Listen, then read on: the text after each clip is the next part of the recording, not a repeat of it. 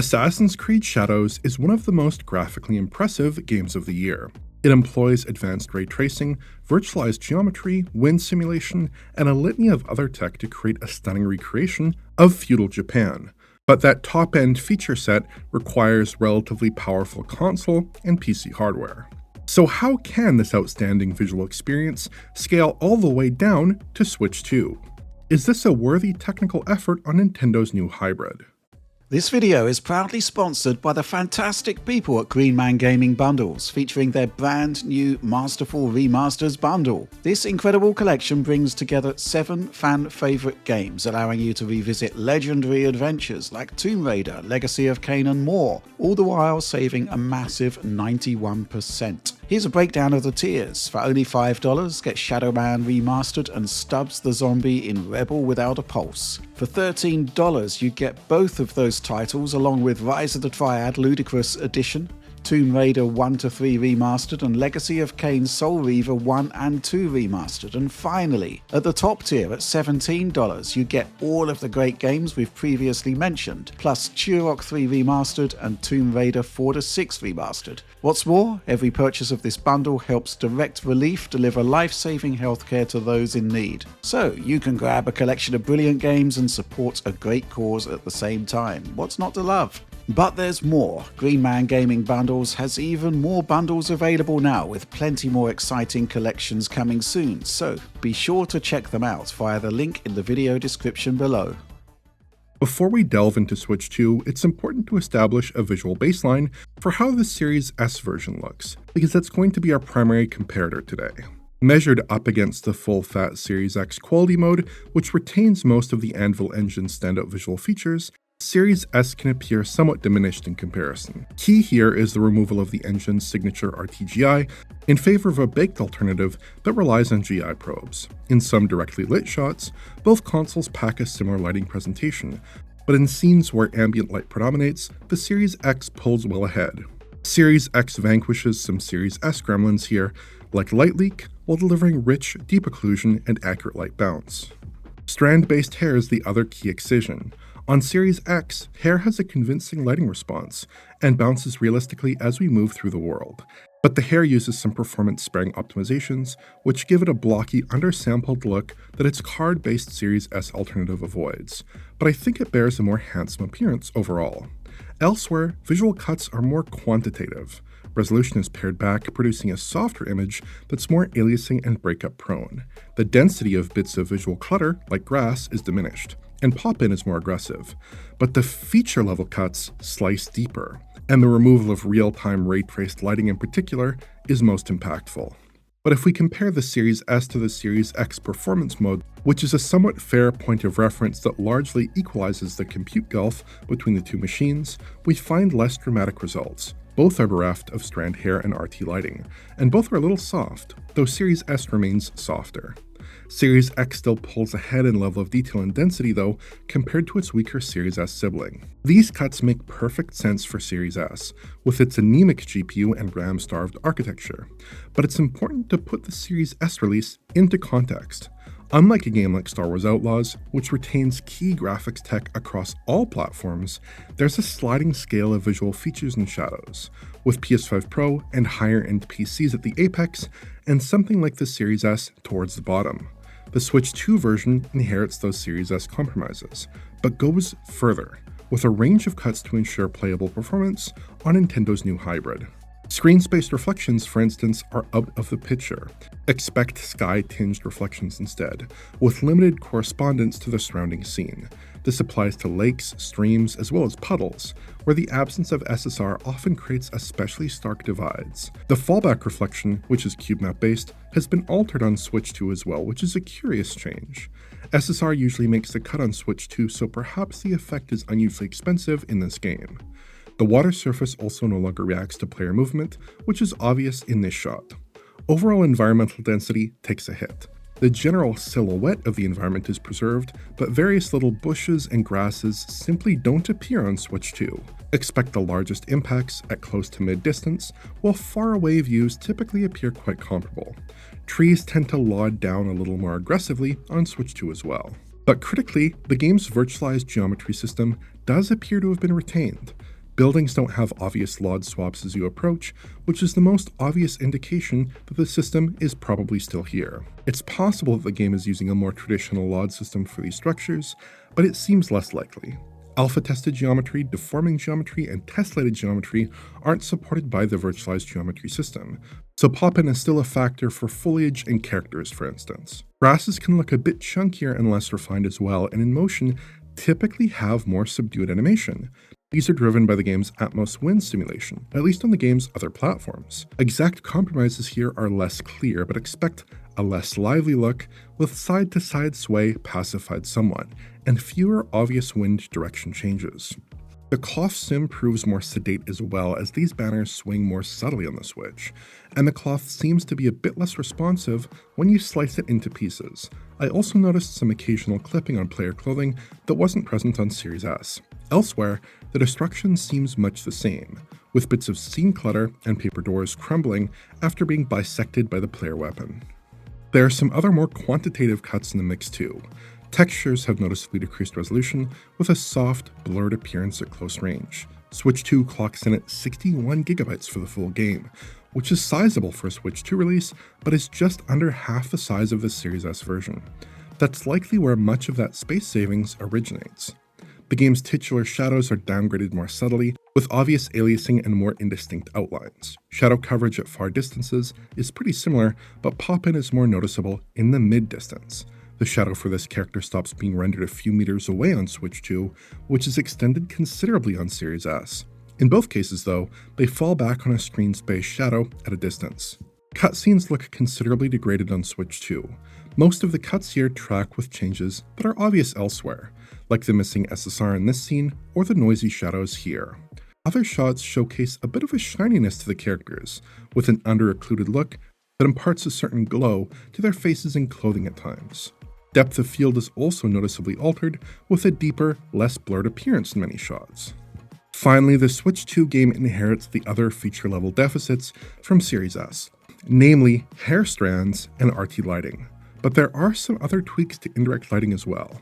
Objects have a certain grounding in the environment on Series S thanks to screen space ambient occlusion, which has been altered for Switch 2.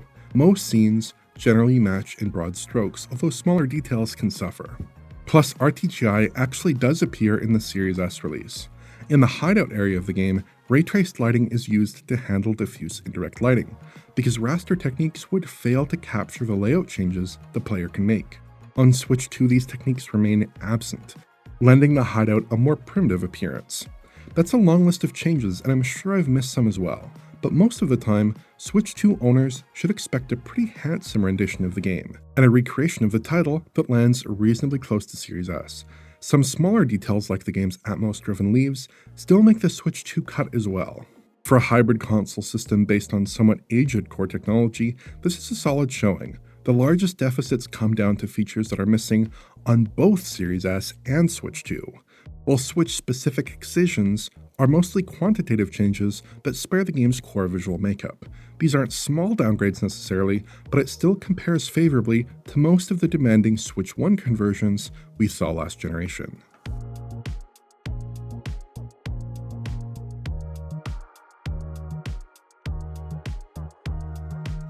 Image quality is surprisingly equivocal between our two tested machines. Switch 2 definitely provides a softer image with a blurrier resolve, especially in motion, but Switch 2 sometimes has a marginally cleaner presentation, featuring smoother foliage and less obvious disocclusion issues. Some of that may come down to a more conservative upscale target, and some probably comes down to the Switch 2's use of DLSS, as confirmed in a recent Ubisoft blog entry. For now, it produces good results compared to the Series S version's TAAU, especially considering the resolutions it operates from. That's because Switch 2's docked mode clocks in at about 648p or so in typical content. Across a range of tested shots, that's roughly what I pegged Switch 2 at most of the time, though the final output looks much better than that number would imply thanks to DLSS. Series S in contrast counts at 1080p much of the time in similar shots, though at times it dips somewhat to about 900p. My colleague Tom counted a range of 720p to 1080p internally for Series S in his launch coverage, which may apply to the current version of the game as well.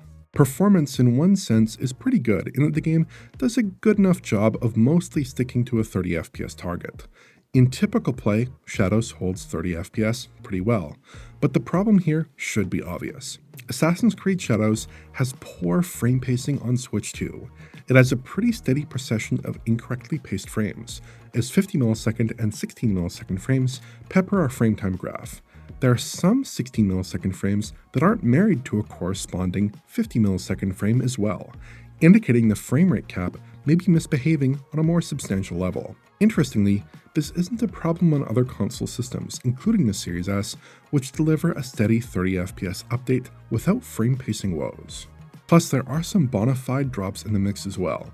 The introductory sequence is pretty taxing, dropping around 20 FPS at one point, and certain gameplay types tend to provoke dips as well.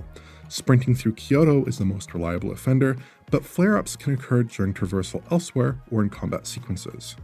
Series S in comparison is more reliable, logging a flat 30 FPS line, barring some one-off dropped frames while doing my Kyoto run routines here. But I did note an interesting behavior on Series S, where the camera stops for a frame while trotting through Kyoto, making the game obviously stutter. This isn't a frame time issue, mind you, just an animation problem. I didn't spot it on Switch 2 in my time playing, interestingly enough. Shadows also lacks motion blur on Switch 2, which is unfortunate. A bit of per-pixel camera blur can even out inconsistencies somewhat, and could make the game feel smoother. But the top priority has to be evening out those frame time issues, because at present, they feel very intrusive.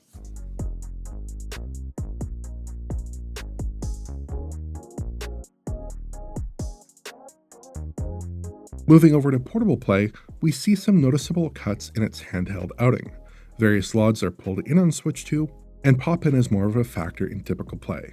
These distant trees in this shot vanish, for instance, and these fields appear somewhat sparse and thin. These are sensible compromises though, as these small details are harder to distinguish on the Switch 2's LCD than a large format TV. Shadows 2 get obvious cuts. Resolution is clearly chunkier, with a lower res appearance, though this is a relatively minor compromise. Shadow pop-in is substantially worse in portable mode, however. I may be 2 or 3 meters away from this casting object before these shadows appear, for instance, while in docked mode, the distance is pushed out much further. Image quality predictably takes a hit too. If we blow up Switch 2 handheld stills against high-fidelity docked video capture, handheld mode is much softer and less precise. The DLSS output here looks sub-native, perhaps going to 720p or thereabouts, before being scaled to fit the Switch 2's 1080p panel. Internally, I saw counts of about 400p come up often here, which makes sense given the relatively low internal resolution in docked mode. Again, final imagery is what counts though, and that seems pretty respectable for the most part. I would expect to find more cuts in the mix in portable mode, but the game's blurrier image quality and Switch 2 capture limits agitate against a closer analysis. Suffice to say that portable play fares much the same as docked play, except softer and lacking some fine details. When actually playing on the handheld though, any disparities are less evident. Portable performance is pretty solid. The basic run of play here appears to reach 30 FPS, and the game's VRR implementation, which likely uses LFC at 120Hz output, dampens or eliminates the effects of any frame time wobbles. This seems to work quite well. Most traversal and combat feels pretty solid, while excursions into Kyoto can suppress frame times a bit more noticeably. Kyoto drops tend to have a more depressed character than a stuttery character than in docked mode though, as VRR smooths out fluctuations to a certain extent. I'd say the game is a more reliable performer in portable play than when docked, which is an interesting Switch 2 quirk. VRR is nice to have if you're running a game that is really pushing the limits of the Switch 2 hardware, but unfortunately, it's not available in docked play for any game on the system, despite pre-launch indications it would be.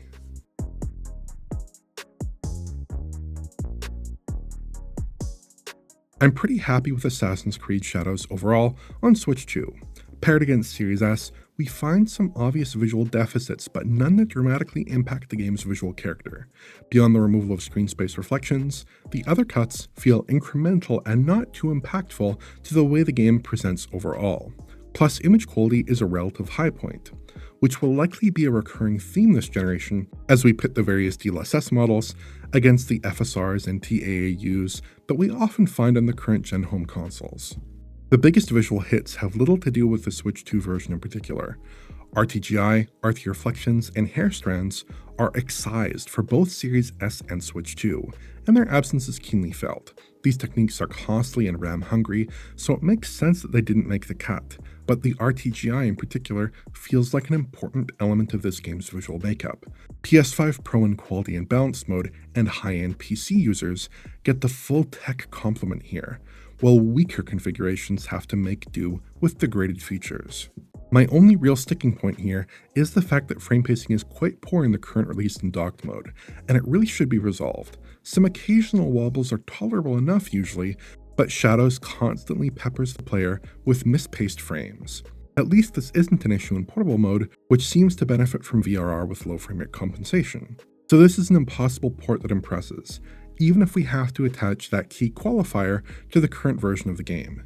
Ubisoft has translated a top-tier current-gen game to mobile hardware, while keeping most of its visual signature intact. If you enjoyed this video, please like, subscribe, and press the bell for YouTube notifications. Check out the Patreon at patreon.com/digitalfoundry for exclusive and early access content, and to get in touch, use social media.